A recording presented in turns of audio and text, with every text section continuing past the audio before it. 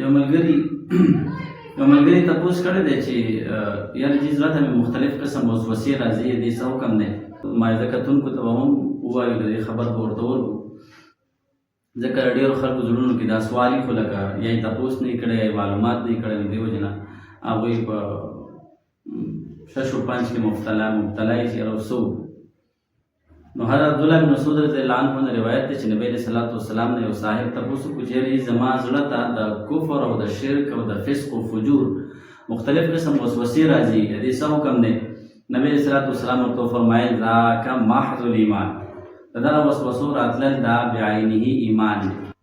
یو صحابي د نبی علیه صلات وسلام نه تپوس وکړو چې یاره زموږ زړه ته مختلف قسم وسوسې راځي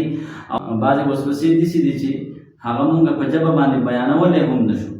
په ژبه باندې د هغه وسوسو او د هغه خیالاتو بیانول او په اور کې سوځېدل دا مونږ ته خوښ دي، خو د هغه وسوسو د هغه خیالاتو بیانول هغه زمونږ نه کېږي. دې متعلق څه حکم دی؟ نبی علیه صلات وسلام ورته وفرمایل چې دغه نبی علیه صلات وسلام ورته وفرمایل چې دا د ایمان علامت دی. نو حضرت حاجي امداد الله مهاجر مکی رحمه الله هغه فرمایلی دي چې شیطان د ایمان غل دی، شیطان د ایمان غل دی او شیطان د وسوسې د انسان په زړه کې وراچي.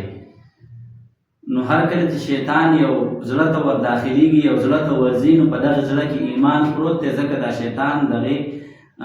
زړه ته ورځي او د دغه زړه نه هغه د ایمان هغه دولت راپټوي. لکه څنګه چې هر کله یو غل یا یو ډاکو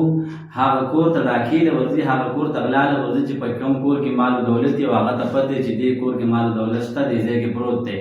نو هغه ځای ته غل ورځي او هغه مال او دولت چې کوم دی نو هغه راوچتوي. دغرنګې شیطان هم په هغه زړه کې وسوسې اچوي په کوم زړه کې چې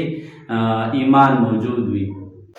لہذا کوم ملګرو ته چې داسې قسمه وسوسې راځي او داسې قسمه خیالات راځي، نو هغوی دې په دې پوه شي چې شکر الحمدلله چې زموږ په زړه کې د ایمان دولت موجود دی، که چېرې د ایمان دا دولت نه موجود بیا به زموږ زړه ته د شیطان د طرف نه وسوسې هغه نه راتلي. او بله خبره دا ده چې په وسوسو باندې ګرفت نشته، د الله جل شانه پکړ هغه په وسوسو باندې نشته چې ذهن ته مختلف قسم خیالات راځي، په دې معنی د الله جل شانه پکړ نشته. نبی علیه صلات وسلام حدیث مبارک دی چې زما د امت په والو په زړه کې چې کومې وسوسې او کوم خیالات راځي، نو الله جل شانه هغه وسوسې او هغه خیالات معاف کړي دي. دا د الله جل شانه محض کرم او احسان دی چې الله پاک زمونږ د بخښنې دپاره بهانې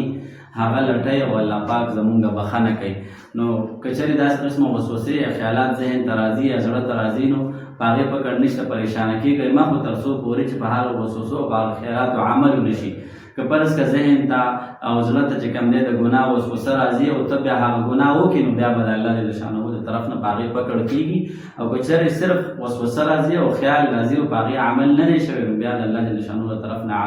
پکړ نه راځي.